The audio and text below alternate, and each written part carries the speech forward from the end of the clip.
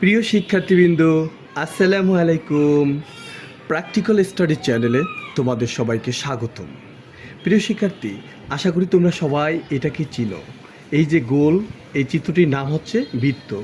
আর এই বৃত্তটির মাঝখানে যে চিহ্নটি ফোঁটাটি দেওয়া হচ্ছে, এই যে ফোঁটাটি, এটার নাম কি? কেন্দ্র বা সেন্টার। আর দেখো, আজকে তোমাদেরকে শেখাবো বৃত্তের এই কেন্দ্র থেকে এই যে চারদিকে যে গোল আকার রয়েছে, এটার নাম হচ্ছে কি? পরিধি। এটা হচ্ছে কেন্দ্র। প্রথমে আমি তোমাদের কি দেখালাম? বৃত্তের মাঝখানে রয়েছে কেন্দ্র। তারপর বৃত্তের চারদিকে যে গোলাকার বক্ররেখাটি রয়েছে, সেটা হচ্ছে কি? পরিধি। সেটা হচ্ছে পরিধি। তারপরে বৃত্তের এই কেন্দ্র থেকে এই যদি আমি পরিধিতে যদি রেখা টেনে দেই, এরকম, এই যে পরিধি, কেন্দ্র থেকে পরিধি পর্যন্ত যে দূরত্বকে কি বলে? ব্যাসার্ধ। ব্যাসার্ধ। ব্যাসার্ধ। এটা হচ্ছে ব্যাসার্ধ। সরি, এই যে ব্যাসার্ধ।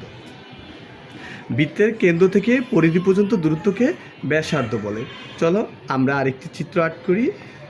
এবার এই বৃত্তের পরিধির এক প্রান্ত থেকে, ঠিক আছে, পরিধির এক প্রান্ত থেকে অপর প্রান্তে যদি আমরা একটা রেখা টেনে দেই, তাহলে এই যে পরিধির এই প্রান্ত থেকে এই প্রান্ত যে চিত্রটি এঁকেছি, এই রেখার দাগটি দিয়েছি, সেটার নাম হচ্ছে জ্যা। চলো একটি ভিডিওতেই, শর্ট ভিডিওতে আমরা জ্যামিতির আদ্যপান্ত শিখে নেই। তারপরে তাহলে আমি আরেকটি জ্যাট করব এখন তোমাদের জন্য। সেম করে একটি পরিধির এক প্রান্ত থেকে আরেক প্রান্ত পর্যন্ত দূরত্ব, এটা কি হবে? জ্যা। কিন্তু শর্ত এটা, এই যে কেন্দ্র দিয়ে যাবে না। তারপর দেখো, এখন আমাদের এই যে বৃত্তের এই প্রান্ত থেকে এই প্রান্তে যে কোণ চলে আসলো, সেটার নাম হলো বৃত্তস্থ কোণ। এটা কি? বৃত্তস্থ কোণ। এটা হলো বৃত্তস্থ কোণ। বৃত্তস্থ কোণ।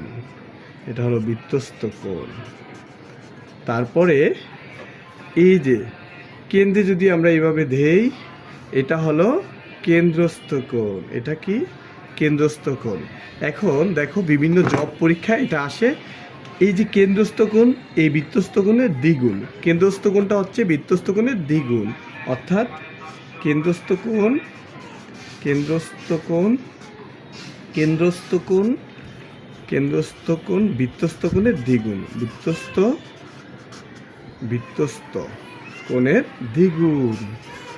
কেন্দ্রস্থ কোণ বৃত্তস্থ কোণের দ্বিগুণ। অর্থাৎ এইটা যদি তোমার 30 ডিগ্রি হয়, তাহলে এইটা